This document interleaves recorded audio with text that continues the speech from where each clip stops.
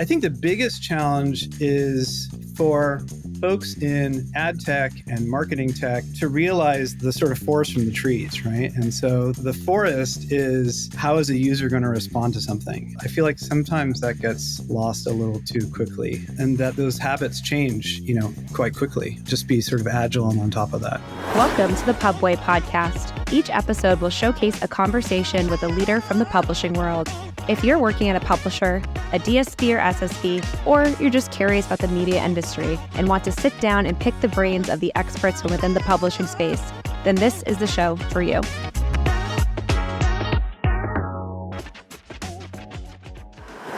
Hello, and welcome to the Pubway podcast. My name is Iannacchino. And I'm Mike Villalobos.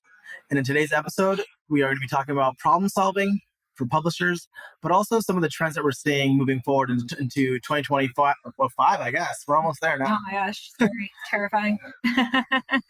Today we have the pleasure of speaking with Dan Benyamin, the founder and CEO of Aeon. And Dan, welcome so much to the podcast today. I would love to hear a bit more about your background, being a four-time entrepreneur, overseeing data products for Condé Nast. I think you bring a really fascinating perspective to the Pubway, and be great to share with the audience a little bit more about you. Thank you for having me. Currently founder of Aeon, and as you mentioned, this is startup number 4. I've had a variety of roles in a variety of industries. Prior to this was in paid social. So that company was called CitizenNet, and CitizenNet was one of the first paid social platforms. We were on the Facebook, when it was called Facebook, the Facebook advertising. Yeah. Drop the. Yeah, exactly. Yeah, the Facebook. We were on that since it was beta in 2010. I remember it was like ourselves and Adobe and 2 other companies in a basement office, and that was the start of the Facebook advertising platform. It's kind of funny, and that was acquired by Condé Nast in 2017. And then at Condé, I was the VP of Data Products, which was looking at how to collect, segment, enrich data in a privacy-safe way that could be leveraged with Condé's advertisers. And then even older than that, I was in hardware, multimedia, chip design, all sorts of stuff. Absolutely. And I think kind of calling out again the fact that you've been a 4-time entrepreneur, I think it'd be really interesting, specifically to the ad tech space, kind of maybe jumping into some of the biggest challenges you've faced. I'm sure there's a lot of similar ones and a lot of super strange outlier ones. Yeah, challenges. When CitizenNet started, there was really very little social media advertising. And the sort of traditional thinking at most agencies was, what is this thing? Is this a IAB unit? They were trying to figure out, is this a banner? Like, what is this stuff? As testament to the growth of Facebook, not that I needed to sort of bolster that, but when we started, if you wanted to run an ad on Facebook, you literally emailed, ads@facebook.com. And they only sold one thing, which is this little kind of postage stamp size ad on the top right corner, like underneath where it says log out. And that was it. You bought it for a day. There was no targeting. There's no other placement, nothing. And then look at the monster it is now, right? This is less than 15 years. So I think the challenge is that everyone in the ad ecosystem needs to understand, and again, this shouldn't need repeating, that consumer is king, right? Mm-hmm.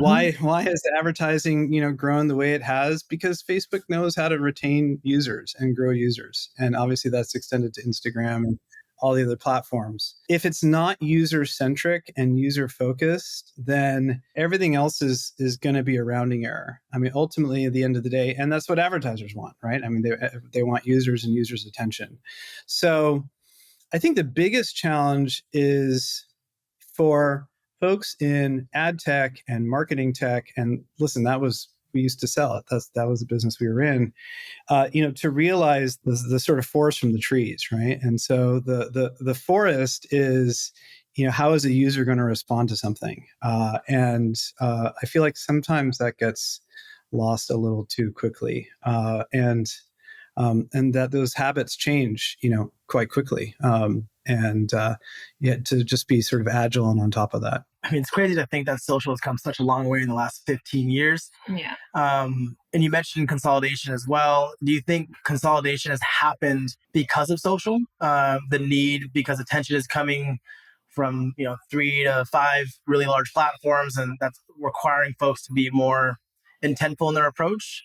Would be my first question, and then we can follow that up with more of what are the other trends that you've seen in the last 4 years that have really moved the needle, whether it be from attention standpoint or just general technology evolution. The consolidation has definitely come from the fact that the platforms, these are Silicon Valley companies versus Madison Avenue companies, and they're really, really Right. good at user traction, engagement, churn, and so you're getting that. You're also getting this other effect, which is this huge explosion. You could call it creator economy, but sort of let 1,000 flowers bloom, and these are essentially becoming sort of micro brands, right? Micro publishers. And micro has become kind of macro. You look at like Mr. Beast and all the sort of top YouTubers, they are media companies, right?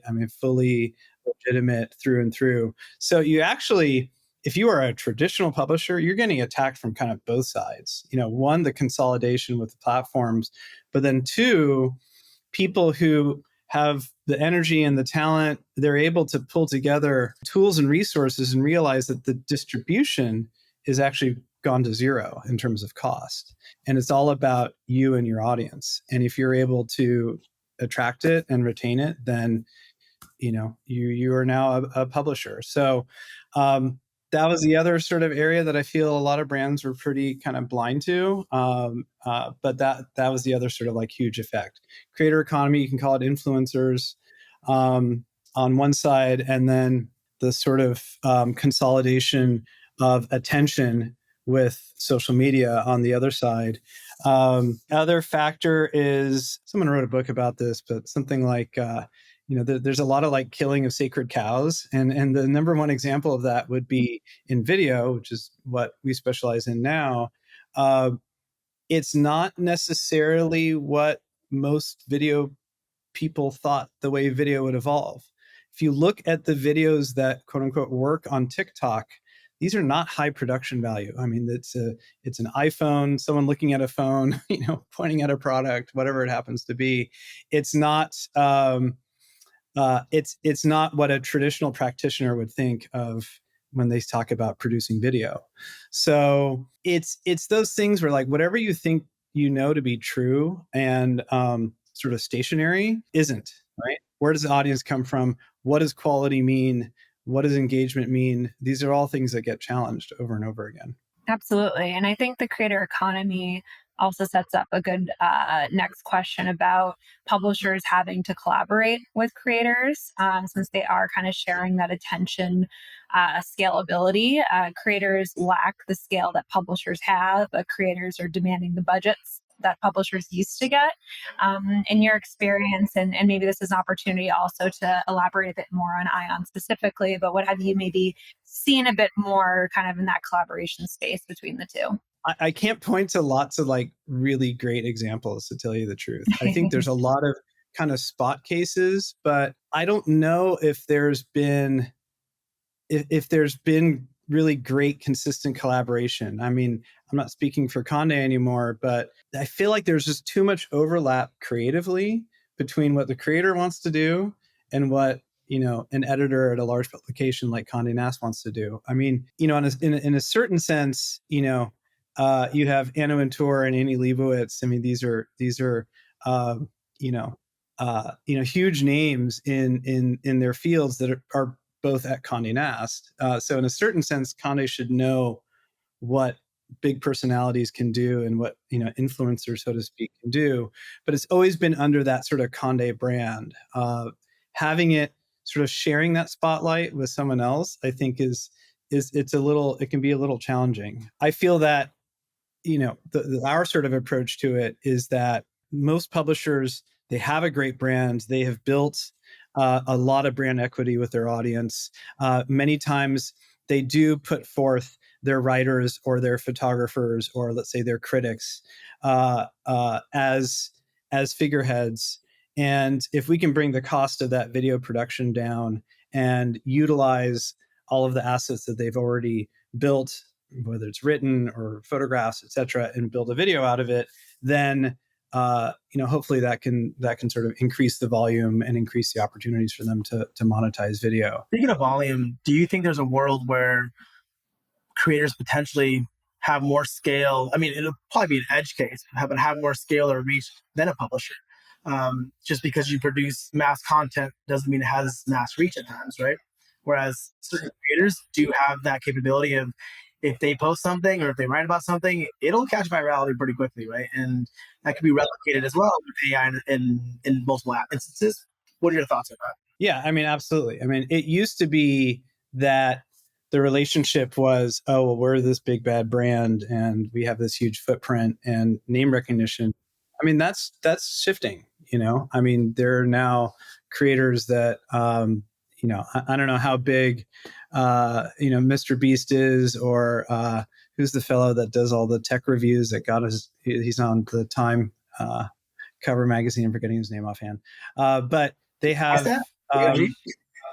Maybe. Right. But no, they have a huge audience. I think that there is something that's a little bit hard to pinpoint about the relationship between a person and something like Vogue.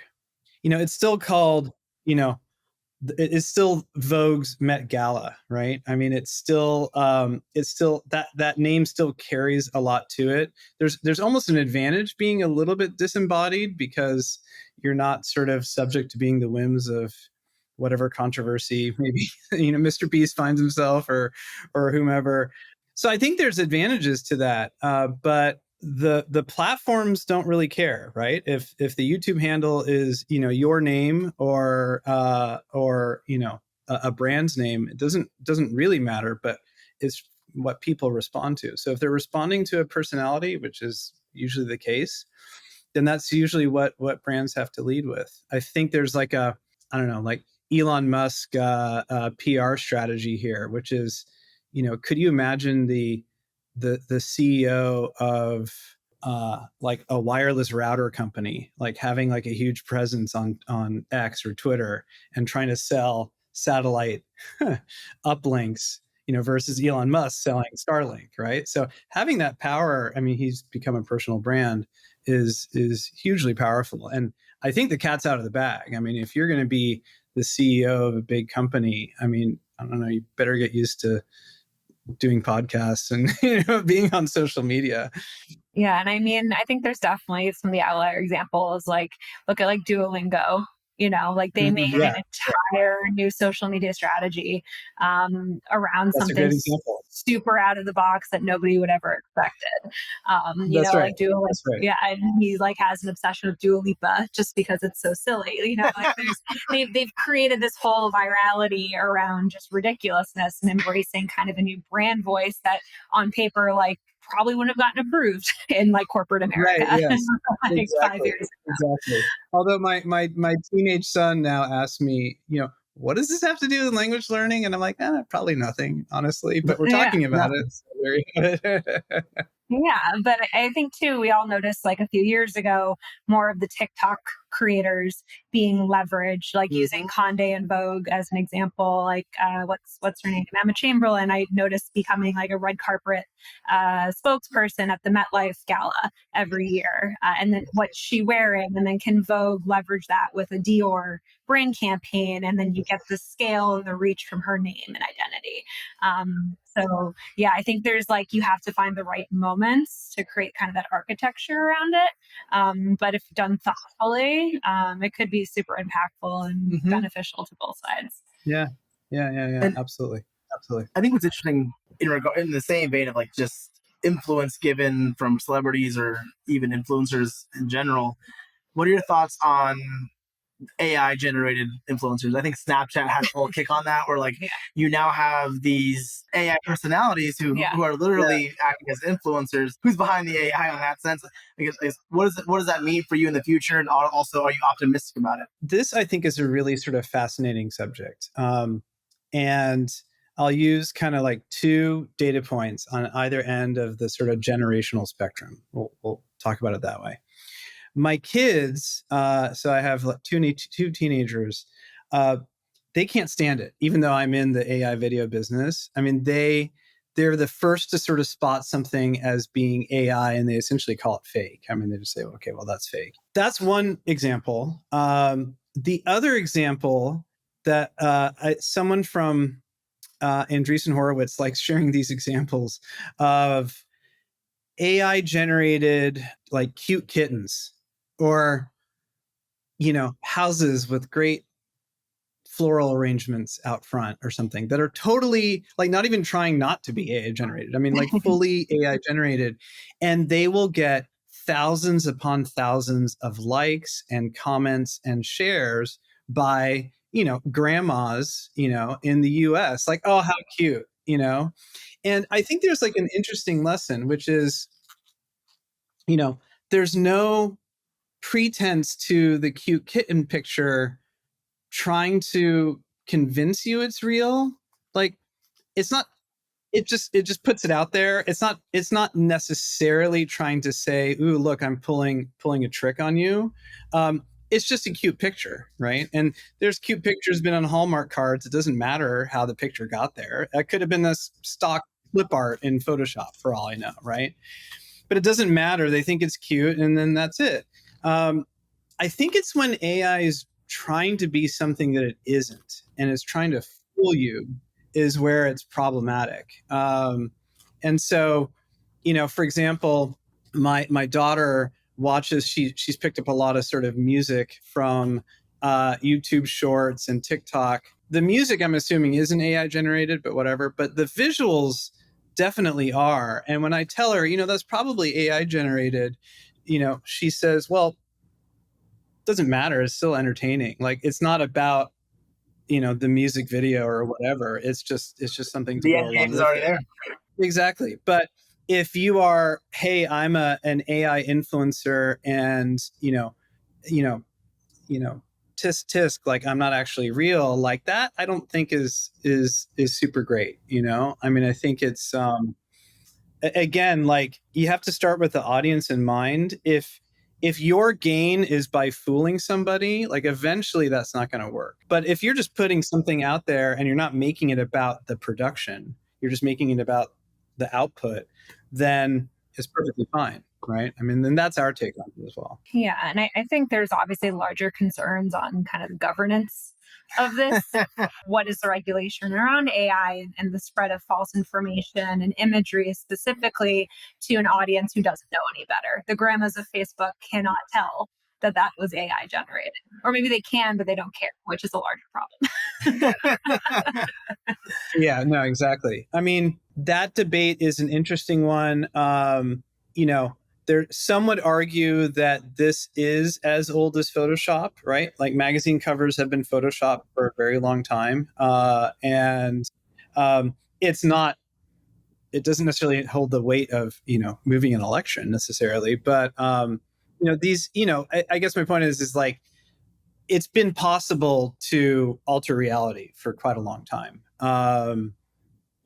And so I think that you're probably going to get more and more watermarking efforts. I'm pretty sure Meta is on board with this, where if a court, for example, or a government says we need some proof, some provenance of where the cute kitten came from, that they'd be able to produce that. It's been watermarked, so we know exactly it's AI.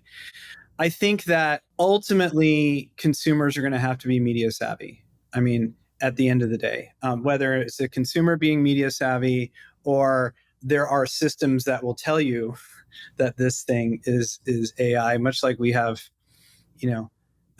spam filters on email, right? I mean, even if a human were 100% certain on filtering what's spam and what isn't, it still would sort of like completely override you. So it's probably some combination of some amount of legislation as well as, computer systems on the other end. I think people have to be careful, right? Because if there is a blowback and this is part of a legitimate marketing effort, then it's not going to last very long. There's a lot of things that work in direct response. So, and that's probably why spammers still exist. As we discuss the, regulations, hopefully put forth, what do you think should be like publishers? Right? I think publishers are or have been the heartbeat of advertising for quite a while now. What happens with Google and DFP could be a blow to that, but I think it'd be great to hear what your outlook is on how publishers can adopt AI, and if you think it's positive or negative. I'd generally love to understand why you think that is, either which way. If you can shed some light on that, that'd be great. I think they got to having a good working relationship is going to be key. I think like being oppositional is not really going to work out. Again, there's some precedence to this. When Google search, Google's gotten into trouble a bunch of times from search results listings, maybe showing snippets of things. Like when they show you a full-on review of a product and you never have to visit the page, is that fair, right? And early on, Le Monde, the French newspaper, had this whole like boycott of Google, and I think that was actually sort of a national regulation that there wasn't going to be any sort of crawling of French websites, and this is like at some point in the early 2000s maybe, and that only lasted like a month because all of the traffic basically lost all their traffic. So I think the same is going to be true here, and you're seeing Condé signed a deal with OpenAI where there's going to be basically content licensing to OpenAI. I don't know the details of it, but I know that there is a partnership there. When you look at things like Perplexity, that's a fantastic tool to like giving you the answer that you want. So, I think that you do a relationship with Perplexity and they will lead traffic back to you. I mean, they're giving references to the information that they're surfacing. Here's the source. It's not just purely chat. So I think having those references will continue to grow. And then, if publishers are able to cut a content deal, then, that could be something that is, that can help bolster them. Absolutely. But I think they have to kind of go along with it. It's too late now. Yeah, building the plane while it's already in flight. It's our favorite exactly. The adtech way. Yeah, that's what we do. No, but I think that also brings up a good point of kind of the classic build versus buy model, specifically kind of related to AI. And there's so many tools out there, Ion being one of them. I guess working for yourself, who's worked both at a prestigious publisher like Condé Nast and across multiple companies who help publishers, what's kind of best practices you provide around kind of that classic build versus buy argument? You're an engineer, so I assume you're saying. I saw you were an engineer by trade in the early days, so I'm gonna go on a limb and say you're gonna say build. I'm actually not. I wouldn't advocate that, to tell you the truth. I think that there we go. Hot takes. Absolutely. And it's funny because, Condé acquired us as a platform and then they brought that platform in house. And obviously we continued, working on it. It's like at the end of the day, are publishers data warehouses? Do they have their finger on the pulse of, culture? Are they masters at real-time pipelines, or could they tell you about what's happening in the zeitgeist? I mean, this is sort of my point, right? Like, I feel like at some point around like Web 2.0, they all said, well, it's not, being digital means that we have to be a tech company. That can all obscure the real sort of point. And the point was of having that relationship with your consumer, the readers. The readers don't care how any of that information came up there, and they don't know your data pipelines or your data warehouses or how you segment or any of that kind of stuff. And so I think a really critical eye has to be placed on, does this benefit the brand? Does it get us closer to the consumer? Is there a competitive advantage that we need to have in order to, that we need to excel in some sort of piece of the marketing stack? And I think too many times, and people aren't going to like this, right? There's someone's job is to build that stuff, and they're employed by the publishers. And I think that a hard look has to be taken on that. Like, why do we really need to have this? Is there not stuff that is readily available that's probably going to be built better and to be maintained better than what we're going to do on our own? Yeah, I think there has to be kind of like a big sort of reset, to tell you the truth, on the kind of the tech stacks that publishers sit on. And speaking of the tech stacks, ideally things improve. How can publishers better monetize leveraging AI? I think there's a lot of opportunity for video creation, content creation, or just generally yield analysis, because you're able to look at so much data at one time and get a definitive output of what should be next steps. What do you think should be low-hanging fruit for better monetization or better understanding of their own business? The biggest advantage that AI is going to bring is that it's largely everything that you're already doing today, but you could just do it a lot faster. And that speed is key. It allows you to be not only more agile to, changing sort of tastes and trends, but you could probably be more specific, and you can and sort of like a higher level of granular thinking with the aid of AI. So, for example, the sort of classic is, we need to understand our customer, but we need to segment in a million ways first, and then now we need to understand each segment, and now we need to be able to understand how to speak to each segment, right? So, what sort of voice should we use? What kind of content best works for each segment? And then we need to analyze each one of those segments to see how well they're working. That becomes a sort of explosive problem, which could definitely be aided by AI. A really easy thing that could be done, you could just log into ChatGPT and do it right now, is you could do role playing with a persona. So you can come up with a persona and tell ChatGPT, okay, you are now this person, and I'm going to give you all the information about who this person is.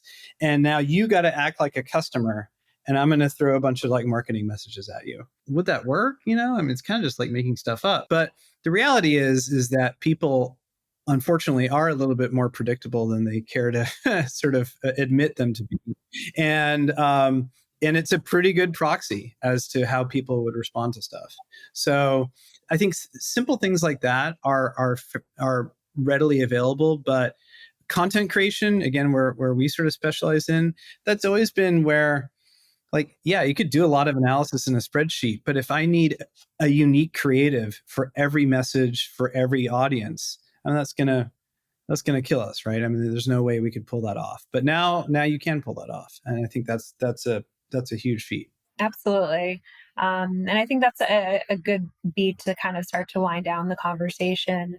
And I know we've covered a whole host of topics: AI, creator economy, data curation, all of the things. But if you had to give one key takeaway that our listeners could apply to their publishing strategies, how would you kind of rate that? It's your audience first and foremost. I mean, that should be the start and end of every conversation. And everything else is helping you run a business. But at the end of the day, it's a battle for attention. And if you don't think that it's a battle, then you're probably not going to win the battle. You have a lot of really, really capable, well-funded companies trying to grab a minute or two out of 24 hours. And that's the battle that everyone is signing up for. So make sure you know what you're trying to fight. Cue, hopefully, a Braveheart scene. Exactly. Can we do that? It's the first thing that comes to my mind when I hear battle. I love it. Well, amazing. Well, Dan, thank you so much for joining us today on the Public. It's been a pleasure having you on. Likewise. Thank you. And honestly, hopefully we get a second episode or an encore after. But again, thank you so much. And I'm sure we'll see you on the circuit or at Adley probably. Yeah. One of the 18,000 events that are coming up. Exactly. Cool. Thank you. Take care. Bye.